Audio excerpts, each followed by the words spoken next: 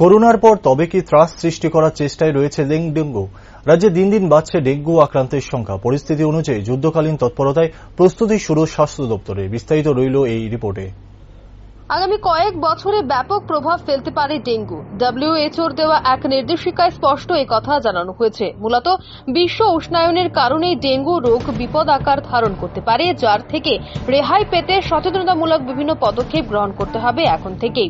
রাজ্যে উত্তরোত্তর বৃদ্ধি পাওয়া ডেঙ্গু রোগের প্রভাবের বিষয়ে সংবাদ মাধ্যমকে অবগত করতে গিয়ে এই কথা বলেন সমাজ কল্যাণ দপ্তরের অধিকর্তা সুপ্রিয় মল্লিক। বৃহস্পতিবার সাংবাদিক সম্মেলন দেখে রাজ্যে ডেঙ্গু পরিস্থিতির বিশদ বিবরণ দেওয়া হয় দপ্তরের তরফে। সংবাদ মাধ্যমের সামনে বক্তব্য রাখতে গিয়ে দপ্তর অধিকর্তা জানান, মশাবাহিত রোগ ডেঙ্গু, আর আগামী কয়েক বছরের মধ্যে এই রোগ ব্যাপক আকার ধারণ করতে পারে গোটা দেশ সহ রাজ্যে। মূলত ডব্লিউএইচওর তরফে দেওয়া নির্দেশিকায় অন্তত এমনটাই জানানো হয়েছে, যেখানে বিশ্ব উষ্ণায়নের জন্য দায়ী করা হয়েছে।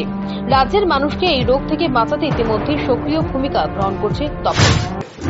ইদানিং একটা রোগ নিয়ে ভীষণভাবে আমাদের ব্যথিত করছে কিংবা আমাদের চিন্তিত করছে, যেটা হলো ডেঙ্গু।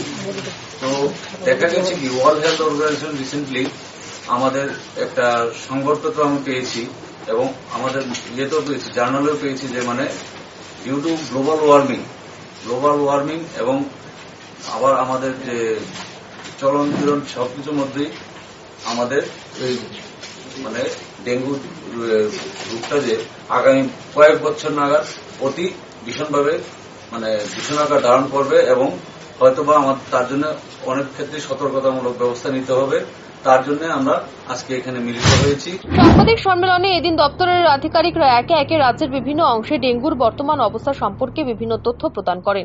একই সাথে জানান ডেঙ্গু প্রতিরোধে সরকারের তরফে কি কি পদক্ষেপ গৃহীত হয়েছে এখনো পর্যন্ত। রাজ্যের সিপাহীজলা জেলার ধনপুর এলাকাতে এখনো পর্যন্ত 158 জন রোগী চিহ্নিত করা হয়েছে, যার জন্য সরকারের তরফে পর্যাপ্ত ব্যবস্থাপনা গ্রহণ করা হয়েছে।